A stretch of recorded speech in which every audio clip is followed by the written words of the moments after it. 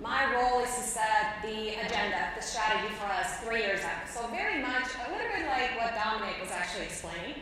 We look at what are some of the evolving technology, what are some of the technological advances, in what ways are those advances actually potentially changing consumer needs, consumer behavior within the commerce environment. How do we actually drive innovation at scale? And at scale at Mastercard means at the industry level.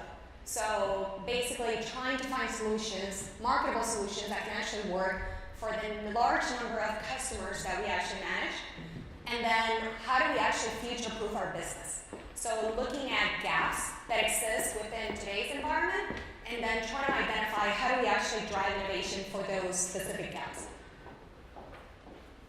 What we're going to talk about today is a little bit about what my team is calling minimum functional products.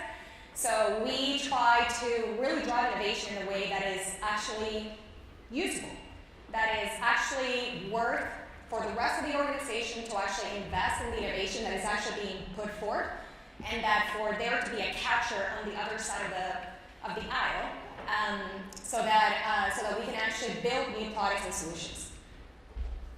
Talked a little bit about my experience, but I've been with Mastercard for about 11 years, always in digital.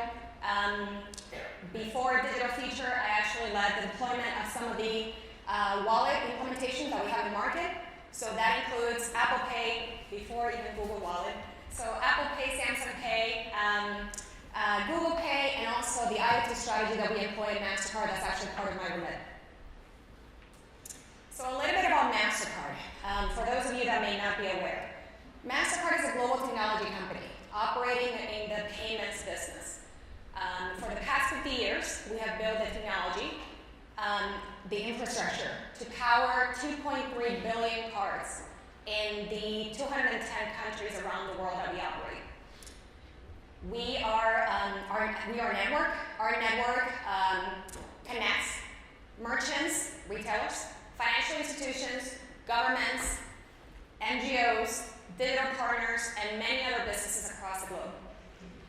When you think about the digital payment sector, or just digital as a whole, it's a very fragmented industry.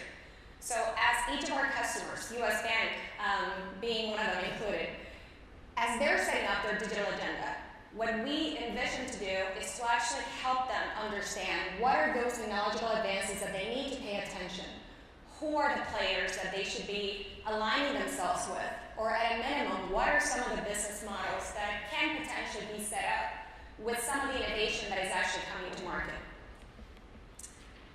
In terms of accomplishments, at Mastercard, the key accomplishment is in the way that we actually engage with startups. Part of my team's remit and a key objective for us is to identify pain points for merchants as well as for banks. And how do we actually help solve for those pain points through innovation? We want to fast-track innovation by actually partnering directly with the Mastercard Labs team in order to ideate and prototype and build POCs and pilots that can actually drive new ideas to market. A key part of that innovation is the work that we try to do with the startups. So we have at Mastercard created our Start Path program. It's a program that enables us to really scan or curate a global network of innovators, to actually bring them into the ecosystem and to work directly with them in co-creation, so that we can actually develop real engagements and we can actually have we allow commercial access for those engagements directly in partnership with some of our customers. So we host events, we host different events throughout the year so that our customers have direct access into those startups that we're actually connecting, and they understand what are some of the pilots, what are some of the innovations that we're bringing to bear. One example of a partnership that we have done with the startups is that of FitPay. Now, if we look at IoT and how Mastercard actually looks at IoT, we envision a world where every device is a commerce device. A world where consumers are not bound to actually having to use their physical plastic card, but one that they can actually use whatever device is most convenient for them. That includes using your mobile device, it includes using your wearable, Garmin, it can include using your vehicle, your smart speaker, whatever device is actually most convenient, with the highest levels of security that you would expect from using your Mastercard. So in the case of FitPay, we started this journey by actually working with a number of entities, by actually partnering with a number of entities that are very highly technologically advanced. The Apples, the Samsungs, the Googles, those companies obviously have the capability of integrating directly with Mastercard. But how do you solve for the long tail? How do you solve for the garments, as an example, that may not necessarily have payment expertise, that may not have the capability, the technical capability to develop the software to actually embed contactless payments within their devices? That's where FitPay comes in. They provide with very little uptime, and no software development required on the device manufacturer, the ability for them to embed payments in their devices. FitPay is actually now live in 26 countries with over 200 issuers. And they have actually launched into all those markets 2 times faster than what we saw on Apple Pay. So the ability to actually partner with an entity that can actually serve as an aggregator of device manufacturers that we would actually treat as a customer of Mastercard, and that would allow us to actually scale solutions in a much faster way than previous programs, is the reason why we're actually working with a number of different startups as well. So what are the secrets for success for Mastercard? Over the past year, we have worked really hard to actually focus on standardizing and streamlining the onboarding process for startups. So what typically used to take us 3 to 6 months to actually onboard any type of vendor, because we would categorize them as a vendor, is now a process that takes us 4 weeks. So we spend a number of different months actually streamlining the ability for us to actually get these startups to operate within the Mastercard environment, for us to co-create and to test and develop pilots. The second one is treating digital partners as customer. And I don't mean that in a corny way. I don't mean it in the sense that we're just going to call them customers and let it be that. In our case, we literally had to create a franchise category for this customer type that FitPay sits, which is now a digital activity customer, to incorporate these players into our ecosystem. And we had to do that because we traditionally operate in a 4-party model that did not take into consideration digital players. So bringing those into the fold with a new set of rules, with commercial programs so that we can help them achieve scale, was part of the process that we actually had to go through. The third is building technology to actually help scale partnerships. And in this case, it's an internal process for us to make sure that the technology that we're building thinks of different use cases. So when you think of our tokenization platform, as an example, which is used to obviously enable payments on IoT as well as merchants, we can think of multiple use cases as we're bringing new technology to bear. So it's not just a platform that can be used for IoT or for mobile specifically, and then having to create something new for wearables. It's building a technology that can work across a number of different use cases. And I would extend that to also think about the commercial framework that needs to be developed, which in our case required allowing FitPay to obviously operate in this ecosystem with 22,000 issuers, so that they can actually get their solutions to scale. So how do we accomplish that? The fourth is this concept of minimum functional product. And the difference between a minimum functional product and an MVP, which is what we typically talk about, to me is having the go-to-market approach earlier in the process.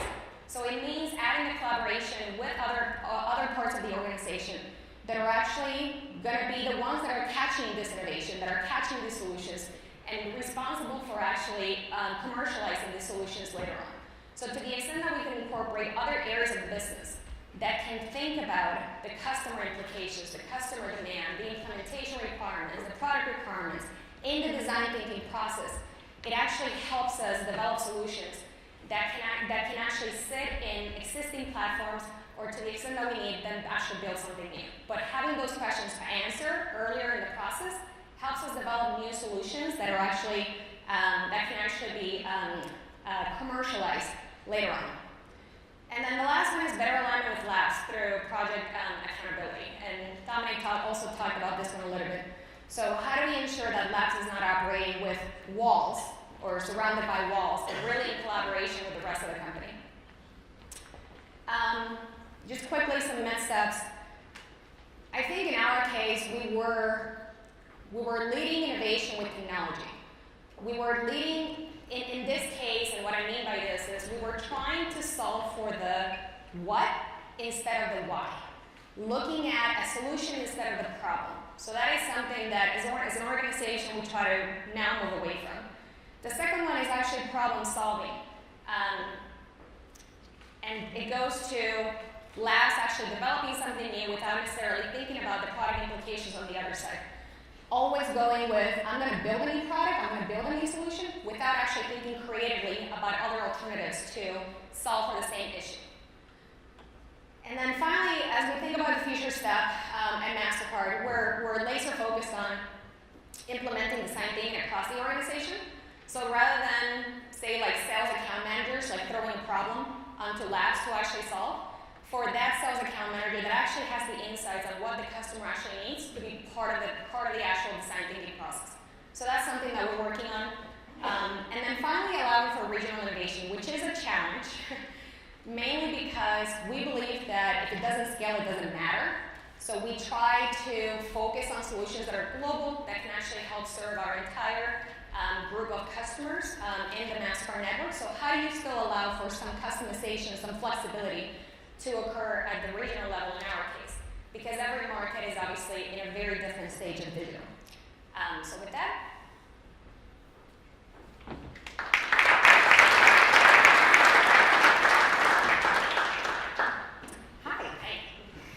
So I want to start off by talking about, especially because like payments has been such a hot area for like financial technology and startups in general. Like, how, when you're creating these new products, do you not fall prey to fads? How do we not fall too fast? Fall prey to fads. Like a fad, like IoT, in some ways can be very fad-like. I think it's defining what each technology actually means to the organization. And in the case of IoT, as an example, we learned very quickly that how we define IoT was very fundamental to our overall strategy and how we needed to explain to people what we were doing within IoT. So in our case, as I was mentioning, it's really around commerce for every device, giving consumer choice, providing transparency, and then for us to have the technology that enables that to actually happen. I think that there are still some technology that we have yet to figure out. We can talk about AI and basically what stage of AI any company is actually in, and what stage is Mastercard actually in. We have been doing machine learning, as an example, for years, since we started. We have fraud solutions that are using AI. We have our network that operates that, but every single customer that we actually talk to is at a very different stage of defining AI. So as we go in, and because we operate in a B2C business, we need to make sure that our definitions are the same. So it's looking at technology in the way that it's actually solving a specific problem and not about the technology itself. The technology is just the how you're going to go about solving for something. And even as we explore new technologies at Mastercard, a lot of the challenges that we have is that we tend to rely or fall back to, well, let's use blockchain. But the question is, do we need to? So that's a lot of the conversations that we have with my group. So you talked a little bit about the difference between MVP and minimum functional product. Yeah. But I'm curious what that looks like in the hands of consumers. So like when it goes out as a minimum functional product, what does that look like? I think in the hands of the consumer, it's not different than potentially where an MVP would actually get to you. The real value of an MFP, which is what we call it, is in making sure that you start thinking about the commercial aspect of it, the go-to-market approach, earlier in the process to actually streamline your ability to get there quicker. So one project that we're actually working on at Mastercard is called PayGo, Pay As You Go. It's a solution that uses IoT and digital payments combined to try to bring, for the base of the pyramid, for those consumers that are not financially included, how do you actually bring a solution to them in an expedited way? So basically what it is that think about a solar panel as an example. A consumer that doesn't have energy today, which 1.1 billion people around the world don't have energy. So if you don't have energy and you rely on a little solar home kit, how how do you actually pay, and that is your first form of energy, how do you actually pay for that asset? So it's an asset financing model. How do you actually prepay it, but then use IoT to activate or deactivate the device? So say that I actually paid $2, I basically have the ability to fund or get some credits for that solar panel, and the value of IoT in that case is that an IoT or that device allows me to be shut off once those credits have run out. It's a model that helps solve for a pain point in the industry about how do you reduce the riskiness for an issuer or for a mobile money network operator in some regions, because they are relevant in some regions, to actually operate this model, and how do we get those people included? So those are some of the things that, by thinking creatively about solutions, we can try to combine, trends, IoT in this case, to actually help solve for a specific consumer pain point today. When you think about IoT, you think also about like spinning up quickly these new payment products. I really think a lot about security, not necessarily from like a identity theft perspective, but more like if I have all these devices out in the world that I can pay with, like what if I lose my payment ring? You know what I mean? And somebody else picks that up, and now they're just like swiping right and left at the store. How do you think about security and also like the proliferation of these products? So there's multiple layers of security that we need to think about, right? I mean, there's security at the transaction level, and what happens in that case, and what you're talking about is really what happens in the event that I don't have my card. Number one is that for every device that we're enabling, we're looking at tokenized solutions. So your actual payment credentials are not the ones that are embedded in any device. It's actually a token or a proxy number that is representative of your card account. So that if it's breached, it doesn't get tied back to your actual card, that it may actually still be sitting in your wallet. But it also comes with a high need to bring transparency to the consumer and the ability for that consumer to control and manage their devices. So one of the things that we actually did in my group was to develop a solution called Token Connect and Control. And what that is that it allows the consumer to be able to, through their issuer bank, to be able to go into their mobile banking app and simply put a token on hold. So if I have in my ring, I see a picture of my ring and it says hold or delete the token because I lost the ring. If I can't find it, I just put it on hold. If not, I delete it. It also allows me to set spam controls. So this need to actually create transparency as we work on the proliferation of devices, not just for devices even, but then also for merchants. We are going through this migration where perhaps we see it less in the US, but across the globe, where a lot of the consumers are leaving their credentials behind on merchant sites. So giving the consumer that visibility as well on merchants. You have a card on file at Apple. You have a card on file at Amazon. Do you still want to have it? And if you don't, then delete the token, and that actually sends a notification to actually delete on file. So that ability to communicate and for the consumer to have control over and management over their credentials is essential as we look at this new future state of payments. When you think about some of your innovations in the past, like FitPay and Apple Pay, I'm really curious why FitPay was able to scale so much more quickly than Apple Pay was. Yeah, I think in the case of Apple, obviously they were the first platform that we looked to for tokenization that we were going live with. But one fundamental difference in the case of Apple Pay is that Apple has taken it upon themselves to actually manage the contractual process with the issuers, which is very different than the way that Garmin, who is using FitPay, actually works. What we did as part of Mastercard is that we created a set of rules for the issuers to sign into, and rules that the likes of FitPay or the likes of even Samsung is actually leveraging today are actually using as well. So they sign into the set of rules that they will be complying with. It's really the same model that we have actually used with acquirers, between acquirers and issuers today. We set a framework of different rules, and everybody plays by those unique standard rules. It's our franchise model. And we developed that for these type of programs. In the case of Apple decided not to actually do it. They wanted to be the ones that were having their agreement be put in front of the issuers and literally having to go and sign all of those agreements. So that is fundamentally the biggest challenge that they have had in getting this to scale faster, and why today even Samsung actually has more markets than Apple and FitPay with department has more markets than Apple today.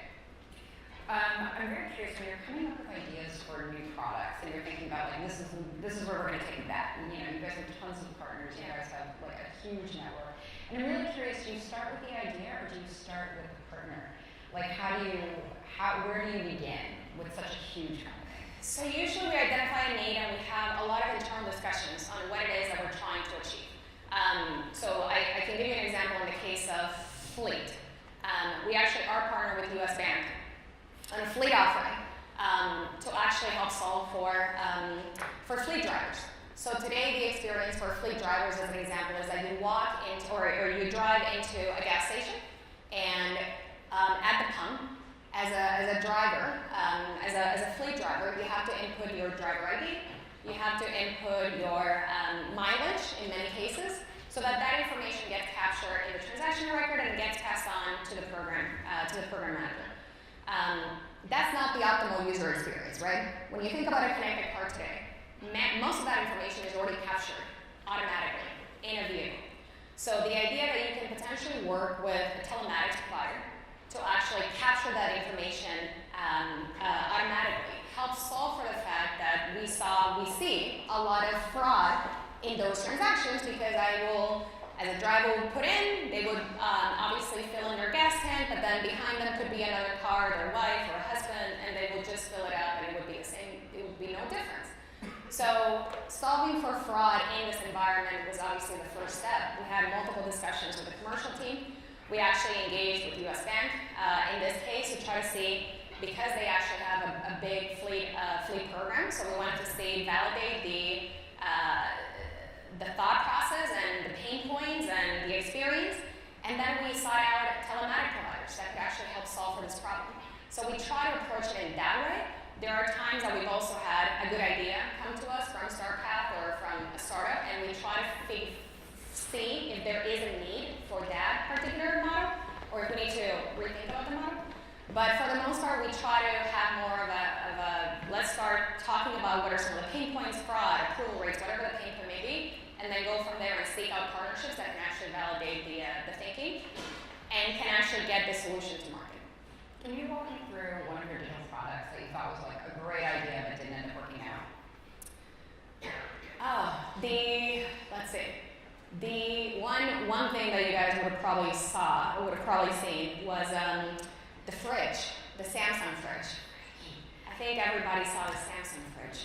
I think it was an idea that had a good intent. There was a good intent to actually do this, and it was an initial step towards thinking about what is the role that Mastercard can play in IoT. In what way do we actually want to facilitate these type of payments? But we took on more than what we were meant to do. And what I mean by that is that we had basically about 9 APIs. It was a significant undertaking on our side. We took it.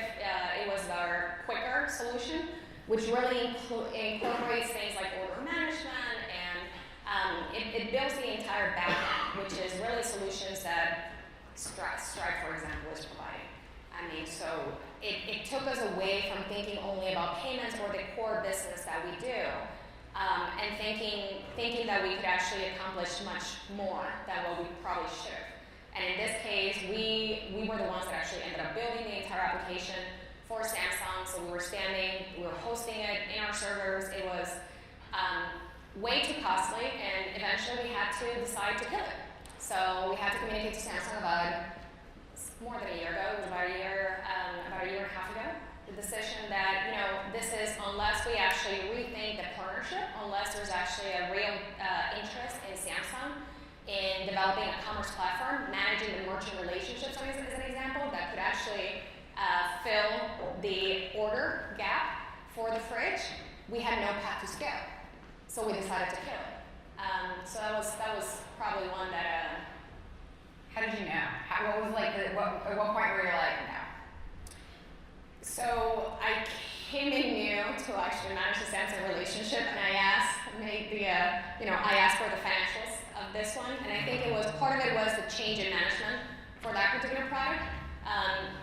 The people that were managing before were very invested, that were very interested in obviously seeing it succeed, and we tried to think about new ideas about how we restructure. We had the conversations with Samsung about what else could we do and see if they would take on 50% of the cost or whatever. So we had an idea about what it would take for us to keep it on. But the moment that we couldn't reach that agreement, we decided that it wasn't for us. So we had to make a decision predominantly because of the financials. It wasn't something that we saw could actually scale, and it wasn't something that was at the core of what we do well. So we knew that we had to let go of that product. What is the most exciting next thing that you're looking at? I think the opportunities on this pay-go construct, the pay-as-you-go construct that I was talking about before, to me is very interesting because it allows for new business models to emerge.